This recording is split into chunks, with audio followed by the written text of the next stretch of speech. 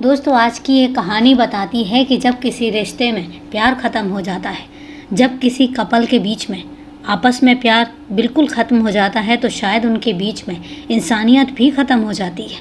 और इंसानियत इस हद तक ख़त्म होती है कि एक दूसरे का कत्ल करने के लिए आमादा हो जाते हैं। आज का ये केस बताता है कि जब प्यार ख़त्म होता है तो कैसे कैसे हथकंडे अपनाते हैं अपने पार्टनर से दूर होने के लिए। और आज की कहानी जब आप लास्ट तक सुनेंगे तो दिल दहल जाएगा। तो चलिए दोस्तों, आज की कहानी शुरू करते हैं, लेकिन उससे पहले नमस्कार दोस्तों, मैं एडवोकेट आरडी आपका चैनल पर स्वागत करती हूं और उम्मीद करती हूं कि आप सब लोग स्वस्थ होंगे, सुरक्षित होंगे। दोस्तों, हम कहानी में आगे बढ़ें उससे पहले मैं यही कहना चाहूँगी कि अगर आप चैनल पर नए हैं तो सबसे पहले आप चैनल को सब्सक्राइब कर लें और बेल आइकन प्रेस करना ना भूलें फर्दर नोटिफिकेशन के लिए। और इसके साथ ही कहानी में लास्ट तक बने रहें और कहानी के बारे में आपकी क्या राय है कमेंट करके ज़रूर बताएं। तो चलिए दोस्तों, आपका समय नहीं लेते और जानते हैं कि आज की ये प्यार की नफ़रत में बदलने की कहानी आखिर है क्या। 17 मई 2018 को रात के कोई 8 बजे का वक्त रहा होगा। हल्द्वानी भीमताल मार्ग पर गांव सिलुड़ी के पास सड़क के किनारे खड़ी कार से अचानक ही आग की लपटें उठने लग जाती हैं, जिसे देखते ही हाईवे पर अफरा तफरी मच जाती है। देखते ही देखते आसपास रहने वाले लोगों के अलावा राहगीर भी इकट्ठे हो जाते हैं। उस वक्त वहां पर मौजूद लोग इस बात को लेकर हैरान थे कि ना तो उस कार का कोई एक्सीडेंट हुआ था और ना ही उस जलती कार से किसी के रोने चिल्लाने की आवाज़ ही आ रही थी। वहां मौजूद लोगों में से किसी ने इसकी सूचना पुलिस को और दमकल विभाग को दे दी, लेकिन जब तक कि दमकल कर्मी वहां पहुंचते कार पूरे तरीके से जल चुकी थी। कार से धुआं उठ रहा था। दमकल कर्मियों ने आग बुझाई। कार के जलने की सूचना पर थाना काठ गोदाम व थाना भीमताल की पुलिस भी पहुंच चुकी थी। पुलिस ने जब जांच की तो ड्राइवर की बगल वाली सीट पर एक व्यक्ति का जला शव कंकाल के रूप में मिला। वह शव इतने बुरे तरीके से जल चुका था कि उसकी यह भी शिनाख्त नहीं हो पा रही थी कि वह किसी महिला का शव है या किसी पुरुष का। पुलिस ने जांच पड़ताल करने के बाद वहां पर रह रहे कुछ स्थानीय लोगों से उस कार के बारे में पूछताछ की तो सभी ने यही बताया कि कार से किसी के चीखने की आवाज़ नहीं आई। मौके की जांच पड़ताल करने के बाद पुलिस ने लाश को पोस्टमार्टम के लिए भेज दिया और साथ ही उसका डीएनए सैंपल भी सुरक्षित रखवा लिया। इस कार की सच्चाई जानने के लिए अगले दिन सुबह से ही भीमताल पुलिस जांच में जुट गई। पुलिस ने जिले के सभी थानों को लेकर इस बर्निंग कार की जानकारी देते हुए पूछा कि किसी भी थाने में किसी इंसान के लापता होने की रिपोर्ट दर्ज तो नहीं हुई है। इस कोशिश में भी पुलिस के हाथ कोई सुराग नहीं मिला। पुलिस के सामने सबसे बड़ी समस्या तो यही आ रही थी कि कार से जो जला हुआ शव मिला था उसकी शिनाख्त कैसे हो। शव को पोस्टमार्टम के लिए भेजने के बाद पुलिस ने गाड़ी की जांच पड़ताल की तो पुलिस के हाथ छोटा सा सुराग लगा। मृतक ने जो जूता पहन रखा था वह ऊपर से तो जला गया था, लेकिन उसका तलवा कार से ही चिपक कर रह गया था। पुलिस ने उस जूते के तलवे को किसी तरह छुड़ाया तो पता चला कि मृतक 7 नंबर का जूता पहनता था, लेकिन उस जूते के नंबर से यह साफ नहीं हो पा रहा था कि वह जूता किसी मर्द का है या किसी औरत का है। पुलिस को अपनी जांच पड़ताल में जुटी थी कि अगले दिन सामिया लेक सिटी रुद्रपुर निवासी नीलम नाम की एक महिला सुबह सुबह रुद्रपुर कोतवाली पहुंचती है।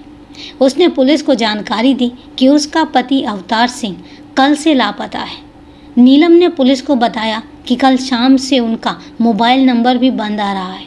वह सारी रात अपने परिजनों के साथ उनकी तलाश करती रही, लेकिन उनके बारे में कोई भी जानकारी नहीं मिल पाई। नीलम ने पुलिस को जानकारी देते हुए बताया कि कल शाम वह अपने पति के साथ अपना इलाज कराने के लिए रुद्रपुर के हल्द्वानी आई थी, लेकिन डॉक्टर के ना मिलने के बाद अवतार ने बताया था कि उन्हें पहाड़ पर अपना कुछ काम है। तब वह उसे कालू सिद्ध मंदिर के पास उतार कर चले गए, जहां से देर रात वह दवा लेकर रुद्रपुर अपने घर पहुंच गई थी। घर पहुंचने के बाद उनका मोबाइल नंबर मिलाया तो उनका फ़ोन स्विच ऑफ आ रहा था। मृतक की बीवी नीलम से विस्तृत पूछताछ करने के उपरांत थाना प्रभारी ने इसकी सूचना हल्द्वानी के एसएसपी को दे दी। एसएसपी ने एएसपी और सीओ भवाली के निर्देशन में 6 पुलिस टीमें गठित की, जिनमें प्रशिक्षु एसपी अमित कुमार, कोतवाली हल्द्वानी के इंस्पेक्टर विक्रम राठौर, काठ गोदाम के थाना अध्यक्ष कमाल हसन, भीमताल थाना प्रभारी अनवर, एसओजी प्रभारी दिनेश चंद्र पंत को शामिल किया गया था। एसएसपी के निर्देश पर थाना प्रभारी के कुछ औपचारिकताएं पूरी करते हुए नीलम को सीधे भीमताल भेज दिया गया, ताकि वह घटनास्थल पर मिली कार की कुछ शिनाख्त कर सके।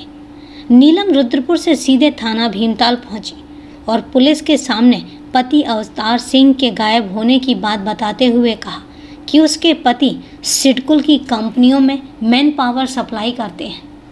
नीलम ने पुलिस को बताया कि पहले वे किसी के साथ पार्टनरशिप में काम करते थे, लेकिन करीब साल भर से उन्होंने अपना काम अलग कर लिया था और उसके बाद उन्होंने रुद्रपुर में अपना ऑफिस भी बना लिया था। वैसे वह मूल रूप से हरियाणा के निवासी थे और अब से लगभग 10 साल पहले रुद्रपुर आकर बस गए थे। नीलम की बात सुनने के बाद पुलिस को लगा कि अब बर्निंग कार की गुत्थी शीघ्र ही सुलझ सकती है। पुलिस नीलम को अपने साथ लेकर घटनास्थल पर पहुंची, लेकिन नीलम ने जली कार को देखते ही उसे पहचानने से मना कर दिया। यही नहीं, उसने उस कार में कंकाल के रूप में मिली लाश को भी नहीं पहचाना। उसका कहना था कि उसके पति तो हल्द्वानी तक मेरे साथ ही थे, वह कार भी खुद ही ड्राइव कर रहे थे, फिर उनकी बगल वाली सीट पर वह कंकाल किसका हो सकता है। उसी दौरान पुलिस ने उस जली कार की गहनता से जांच पड़ताल की तो पुलिस के हाथ कुछ ऐसा सूत्र लगा जो इस केस की जड़ों तक जा सकता था। छानबीन के दौरान पुलिस के हाथों गाड़ी के बोनट वाली डिग्गी में रखा इंश्योरेंस का अधजला कागज मिला। पुलिस ने उस मिले कागज के आधार पर कार का पता किया तो वह अवतार सिंह के नाम पर ही थी, लेकिन उस वक्त पुलिस के सामने एक और समस्या आ खड़ी हुई थी। नीलम ने उस कार से मिले कंकाल को पहचानने से ही इनकार कर दिया था। नीलम का कहना था कि जिस वक्त उसके पति ने उसे छोड़ा था तो वह कार में अकेले ही थे, फिर अगर कंकाल ड्राइवर की सीट पर होता तो वह मान सकती थी कि लाश उसके पति की हो सकती है। नीलम की बात सुनते ही पुलिस फिर से चक्कर में पड़ गई।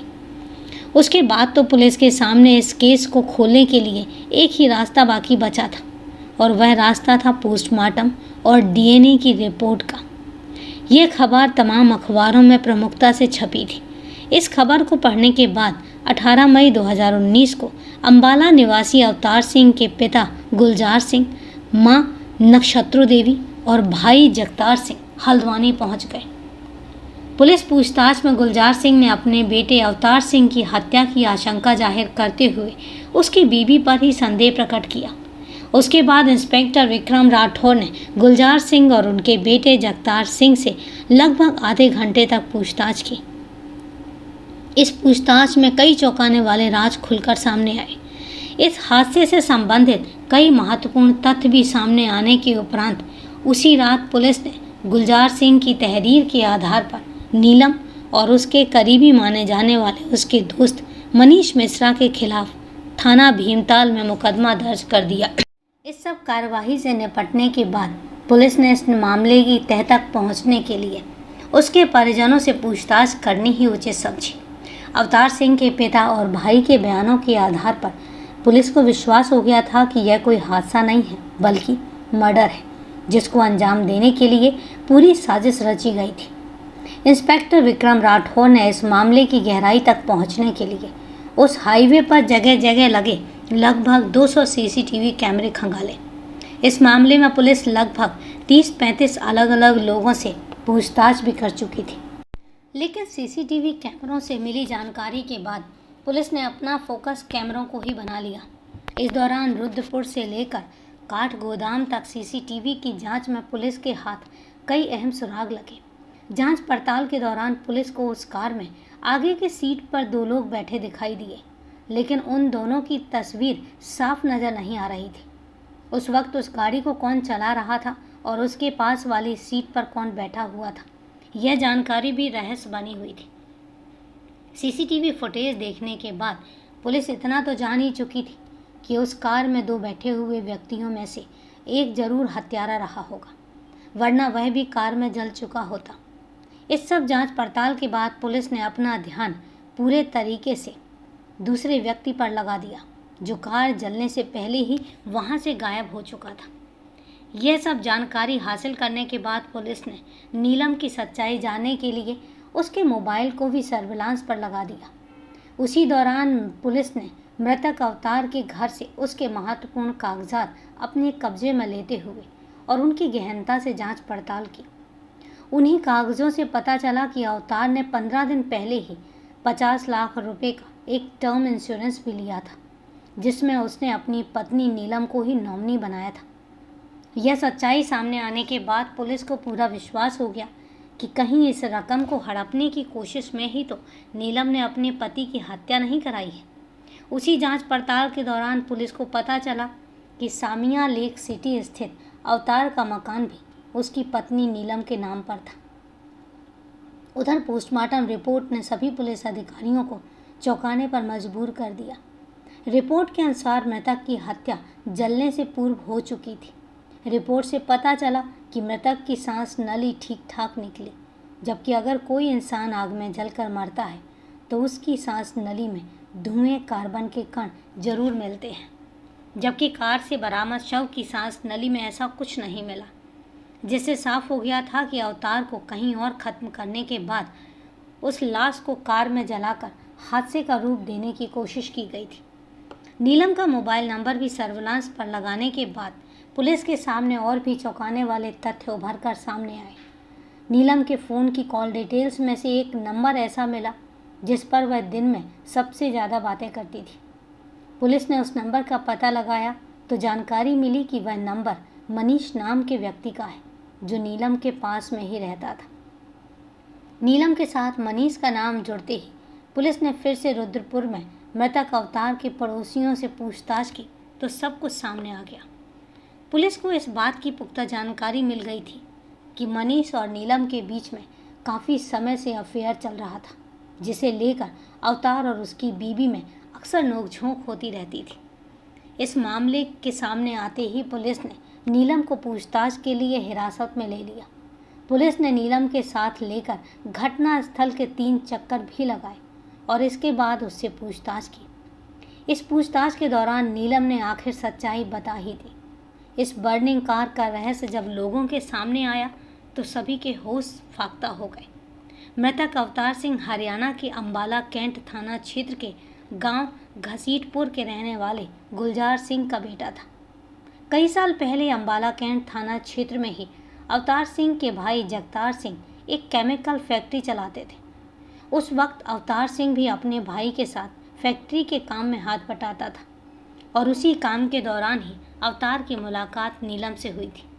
नीलम बागेश्वर जिले के गांव बनलेख कारोली गांव की रहने वाली थी और वह देखने भालने में खूबसूरत थी। उसकी खूबसूरती पर अवतार सिंह रीझ गया।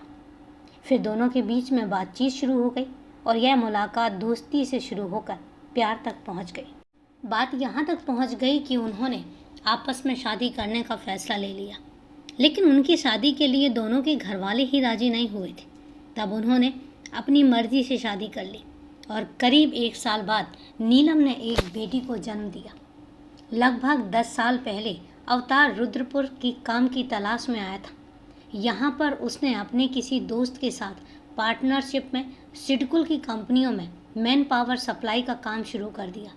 कुछ दिनों के बाद ही उनका काम तेजी पकड़ गया और जब काम ठीक ठाक चल निकला तो अवतार ने 2 साल पहले रुद्रपुर में ही अपना अलग काम करना शुरू कर दिया और वहीं पर उसने अपना ऑफिस भी खोल लिया था। बाद में अवतार सिंह ने रुद्रपुर में ही अपना मकान भी ले लिया। अवतार सिंह के घर के सामने ही मनीष मिश्रा का मकान था। मनीष मूल रूप से उत्तर प्रदेश के प्रयागराज जिले के गांव नंदोत फूलपुर का निवासी था। मनीष करीब 2 साल पहले ही रुद्रपुर आया था। मनीष शादीशुदा था और 2 बच्चों का बाप भी था, लेकिन उसका परिवार प्रयागराज में ही रहता था। वह रुद्रपुर में अकेला ही रह रहा था। मनीष ने रुद्रपुर में सिक्योरिटी एजेंसी का ऑफिस खोला और वह रुद्रपुर की ही विभिन्न फैक्ट्रियों में सुरक्षा कर्मियों को लगाकर उनसे अच्छा खासा कमीशन कमा लेता था। उधर अवतार सिंह फैक्ट्रियों में हाउस कीपिंग ठेकेदार था। आमने सामने रहने और एक ही लाइन से जुड़े होने के कारण अवतार सिंह और मनीष के बीच में अच्छी दोस्ती हो गई और उनका एक दूसरे के घर भी आना जाना होने लगा। इसी दौरान नीलम और मनीष के बीच प्रेम प्रसंग शुरू हो गया। उनके बीच संबंध इतने प्रगाढ़ हो गए थे कि दोनों ने अवतार सिंह की गैर मौजूदगी में बाहर भी घूमना फिरना शुरू कर दिया। मनीष ने अपने दोस्त के साथ दोस्ती में दगा करते हुए उसके बिस्तर पर भी अपना कब्जा कर लिया। जब कभी अवतार किसी काम से घर से बाहर जाता तो उस रात मनीष पूरी तरह से नीलम के घर पर ही रहता था। इस तरह की बातें लाख छिपाने के बावजूद भी ज़्यादा दिनों तक छिप नहीं पाती, लिहाजा किसी तरह से उनके संबंधों की भनक अवतार सिंह को भी लग गई। उसने इस बारे में पत्नी से पूछताछ की, लेकिन नीलम ने सफाई देते हुए कहा कि उसके और मनीष के बीच में ऐसा कुछ भी नहीं है। किसी ने ज़रूर उसके कान भरे होंगे। पत्नी की सफाई पर अवतार उस समय शांत जरूर हो गया था, लेकिन उसके मन का शक दूर नहीं हुआ और वह पत्नी पर नज़र रखने लगा। 4 महीने पहले की बात है। अवतार एक योजना के अनुसार किसी काम के बहाने घर से बाहर गया हुआ था। तभी नीलम ने मौके का फ़ायदा उठाते हुए अपने प्रेमी मनीष को बुला लिया। कुछ देर बाद अवतार घर लौटकर आया तो मनीष उसे घर पर ही मिल गया। मनीष को नीलम के साथ देखकर अवतार का खून खौल उठा। उसी दौरान दोनों में हाथापाई हो गई।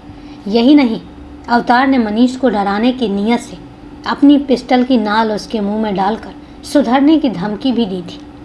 उसी दौरान अवतार ने पुलिस को फ़ोन करके घर बुला लिया। मनीष को पुलिस अपने साथ ले गई। उसके बाद चौकी में बैठकर दोनों के बीच में सलाह मशवरा हुआ और सुलहनामा के बाद यह निश्चित हुआ कि मनीष अवतार के घर नहीं जाएगा। उसी दौरान अवतार ने पुलिस के सामने ही मनीष को उसके घर पर न आने की हिदायत भी दी। मनीष ने भी वादा किया कि वह आइंदा उसके घर पर कभी नहीं जाएगा। फैसला हो जाने के बाद मनीष अपने घर चला गया, लेकिन उसके मन में उस दिन से अवतार सिंह के प्रति नफरत का बीज अंकुरित हो गया। मनीष ने मन ही मन ठान लिया था कि वह किसी भी तरह से अपने अपमान का बदला लेकर ही रहेगा। मनीष जानता था कि अवतार की अपनी बीवी नीलम से नहीं बनती है और वैसे भी अवतार उस वक्त करोड़ों का मालिक था। हालांकि नीलम ने अवतार सिंह के साथ लव मैरिज की थी, लेकिन उसकी संपत्ति को देखकर वह भी बौखला गई थी। उसके बावजूद भी वह अवतार से सीधे मुंह बात नहीं करती थी, जबकि अवतार उसे जी जान से चाहता था। उसका मकान भी अच्छा बना हुआ था और इसके अलावा हरियाणा में भी उसके नाम पर काफ़ी संपत्ति थी। पुलिस चौकी में रहते हुए फैसले के बाद मनीष ने कुछ दिनों के लिए नीलम से मिलना जुलना बंद कर दिया, लेकिन फ़ोन के द्वारा उसका और नीलम का संपर्क बना हुआ था। उसी दौरान मनीष ने नीलम से मिलकर अवतार को अपने रास्ते से हटाने की बात की तो नीलम भी तैयार हो गई और इसके बाद दोनों ने योजना बनानी शुरू कर दी। मार्च 2019 में उन्होंने योजना को अंतिम रूप दे दिया, लेकिन किसी वजह से वह अपनी योजना को अंजाम नहीं दे पा रहे थे। मनीष जानता था कि अवतार सिंह को रास्ते से हटा देने पर वह करोड़ों का मालिक बन सकता था। मनीष का एक पुराना दोस्त अजय यादव, जो जौनपुर जिले के दौलतिया गांव का रहने वाला था।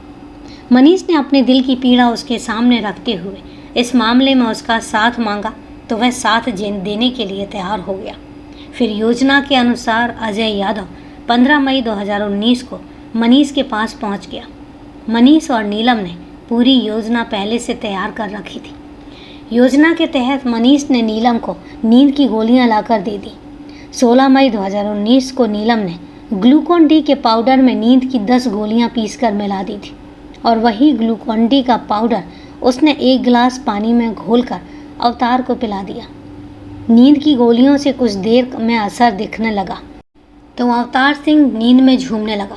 जब उसे लगा कि अब अवतार पूरे तरीके से नशे में हो चुका है तो उसने तुरंत ही मनीष को फ़ोन करके उसकी स्थिति को बताकर उसे घर से निकलने के लिए कह दिया।